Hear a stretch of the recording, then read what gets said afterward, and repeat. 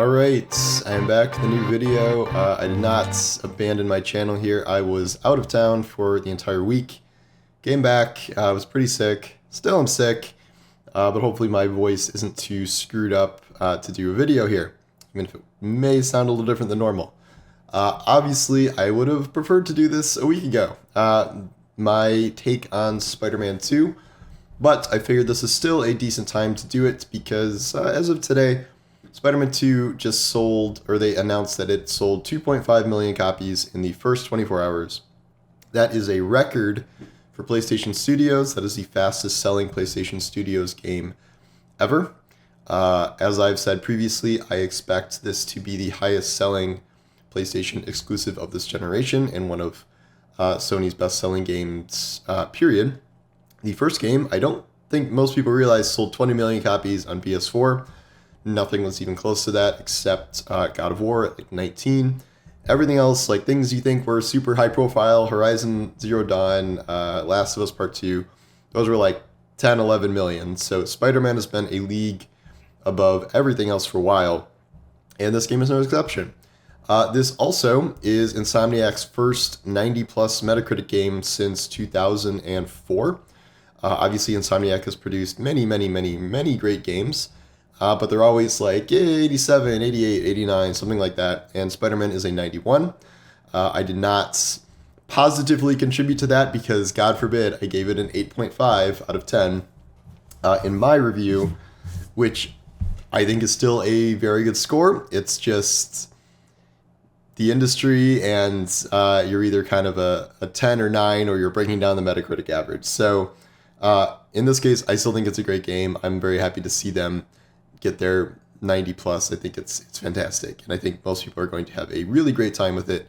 I'll just talk a little bit about what I loved, what I didn't love, kind of a refresh on what I've talked about in my review over the course of the past week. I will not get into specific story spoilers here, although later there is some stuff in a different video or different videos I want to talk about regarding the end of the game, future games, hints, teases, stuff like that. So first and foremost, I really think the narrative here is stellar. I was kind of, I was on board with it during the Kraven storyline. I think they did a good job setting him up as a villain. The pacing of that section is a little bit slow because you are just, this was sold so heavily on Venom, and Venom being a huge part of the story that you will constantly be going like, where's Venom? What time does Venom show up here? But obviously, we have to first get through a symbiote Peter storyline, because that has to be kind of how it starts, where Peter gets the symbiote suit powers, and as we see in the Kraven storyline, kind of uses them to increase his power against Kraven, as Kraven keeps becoming an increasingly big threat in the city. He's got 1,000 hunters or something spread around the city, causing crimes, shooting things with arrows, and waving around machetes and things, and that is kind of the main group of villains that we are fighting throughout the course of this entire game. The game is obviously a co-starring feature between Miles and Peter. This is 100% necessary given the content of the last two games, and there was no real way around this. I think it is good from a narrative perspective that the game stars two different characters. I will say one of the things that I necessarily didn't love was the character kits feel very similar, and really the only meaningful difference between the two characters are their special moves. And Miles has his electric Venom moves, and Peter has his spider arms and later his symbiote moves, but those are just kind of 4 special moves you bring out in combat. Everything else, normal combat, like moment-to-moment fighting, web swinging, obviously, and the gadgets, those are all shared across characters. So, it's more about like personality, I would say, than even, choosing a different fighting style. I like playing as Miles more. I thought he was just kind of more fun. I like his voice work and character work. So if I was given the choice between characters in a given section, which you are often not, I was playing as Miles, but it really is the case that the main difference between the two is the special moves. And, you can forgive that because the fighting is so fun, although it did very much remind me of what people were giving Avengers so much shit about when like they introduced something like Jane Foster Thor or Kate Bishop and Hawkeye, where really the only difference between those characters was their special moves. Even though they even had like different combos and stuff, but like it's the same kind of thing, but like no one's really roasting Spider-Man for it, even though other games would probably get a lot more criticized for it. I think combat is just so fun that it doesn't really matter.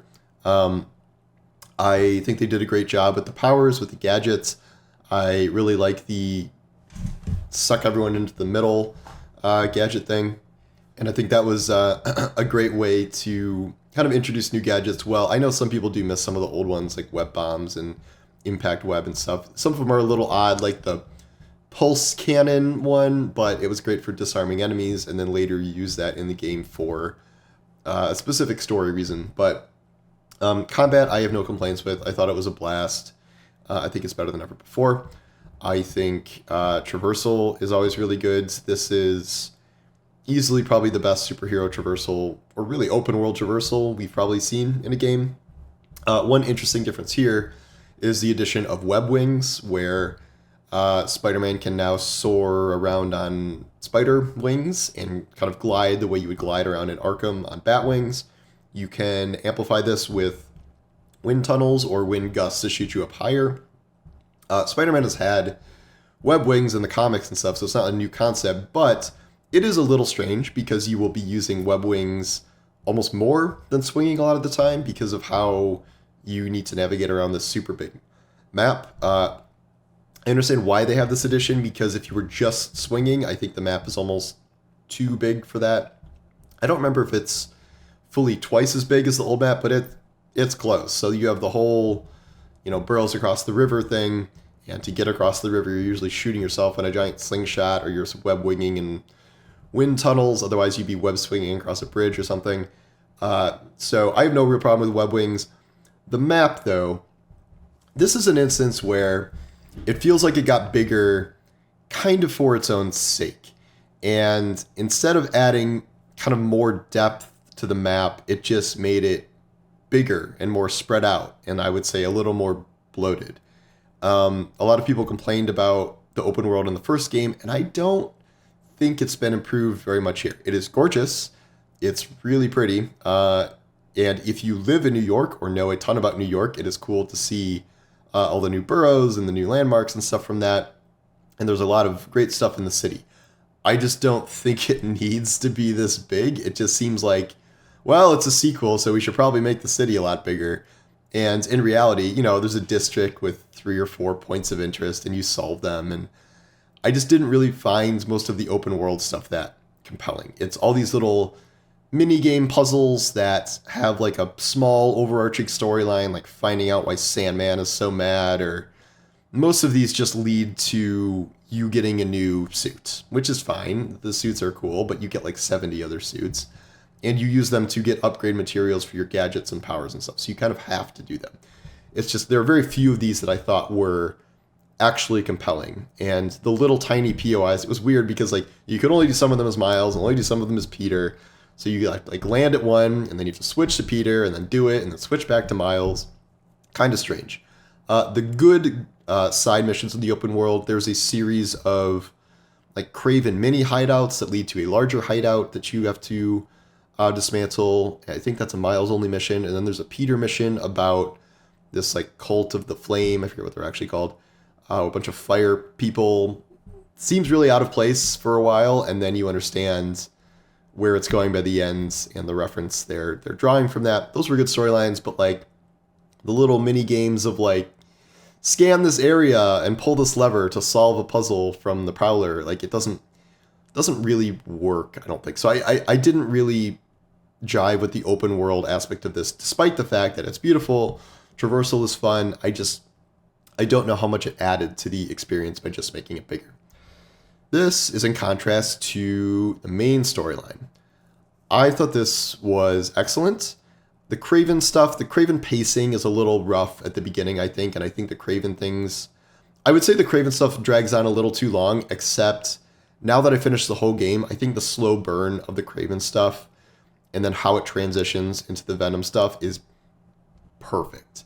The moment of transition between Craven and the Venom storyline is easily one of the best parts of the game.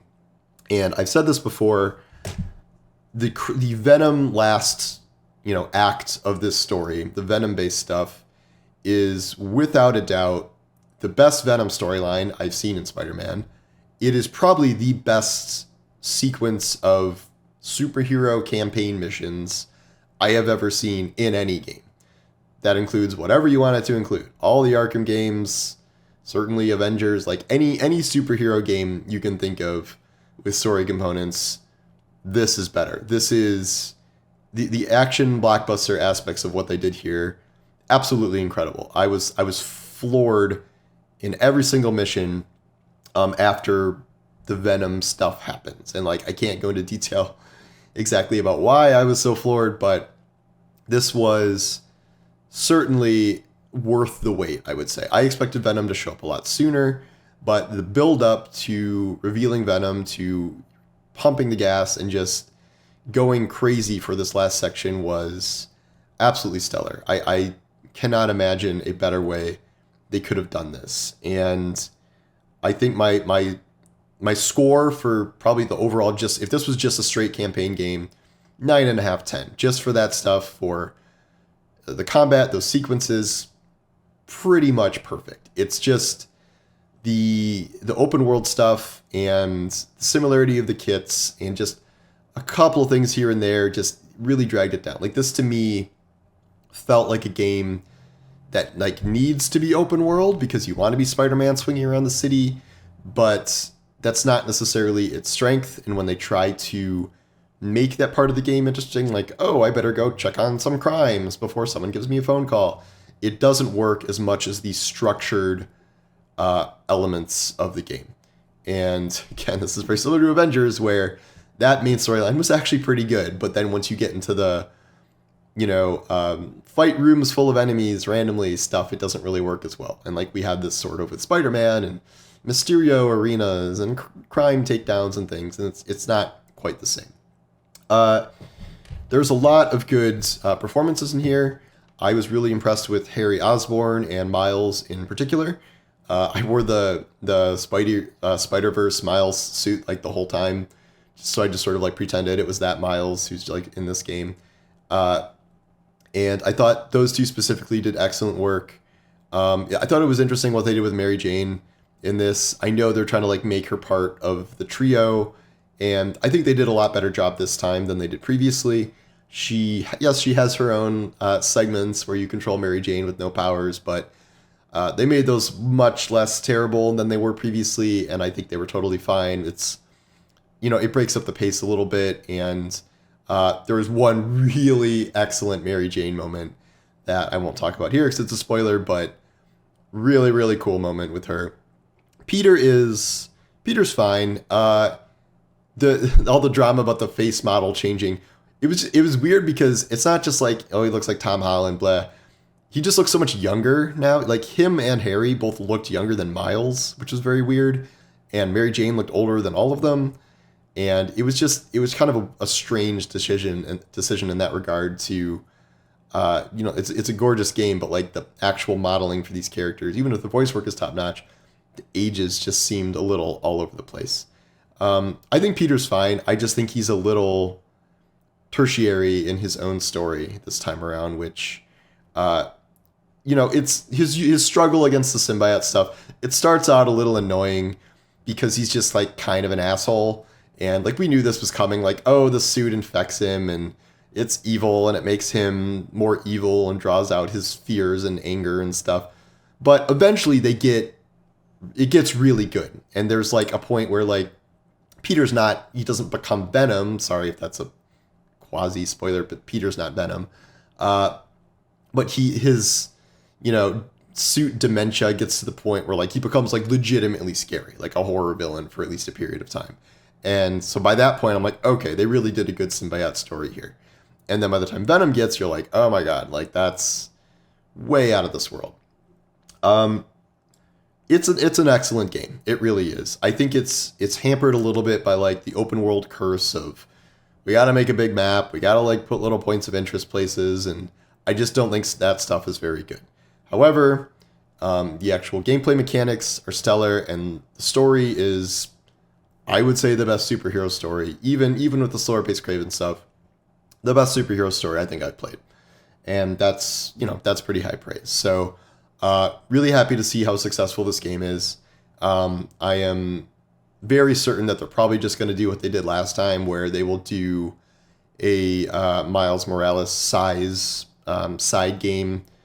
Almost certain that's probably going to be about Venom in some capacity, a prequel, sequel. We'll see, but and then something that is just straight up Spider-Man 3.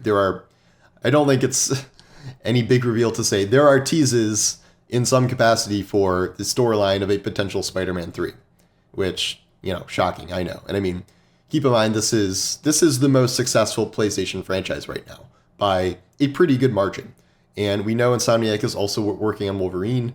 This game makes me extremely excited for what they can do with an M-rated Wolverine game. I don't need that to be open world at all. I don't care if that's open world. I don't need the wilds of Canada or whatever. Just make the kind of story stuff we've seen, the kind of combat we've seen, but much bloodier. That would be sick. So all this has done for me is cement Insomniac in my mind is one of the best developers working today. They're consistent in quality. I thought this was going to get delayed, and they delivered it right on time. Like, it's, even with all the other stuff they had going on, I'm stunned that they really don't delay stuff. They deliver high quality stuff. There's been some debate about whether Spider-Man is buggy or not. I barely experienced any bugs my entire playthrough. I know some other people have more bugs. Hopefully all get sorted soon, but generally speaking, this is a extremely good, I would say very polished game, and it definitely surpasses the first two in almost every way, even if the novelty of like, whoa, this is what Spider-Man feels like of the first game is worn off a little bit. But they deserve all the praise, all the sales they're getting for this. Really excellent. I swear to God, my 8.5 is not a drag on it. It's still a great score. It still has a crazy Metacritic score. Like, everyone chill out. But yeah, so thank you for watching this. Go play Spider-Man if you have a PlayStation. And now I will be getting back to probably Diablo videos, I think, for a while. Destiny has Festival of the Lost going, but I am setting that down for a while for Diablo. And we'll see what else we have to talk about. So thanks for watching, and I will talk to you soon. Take care.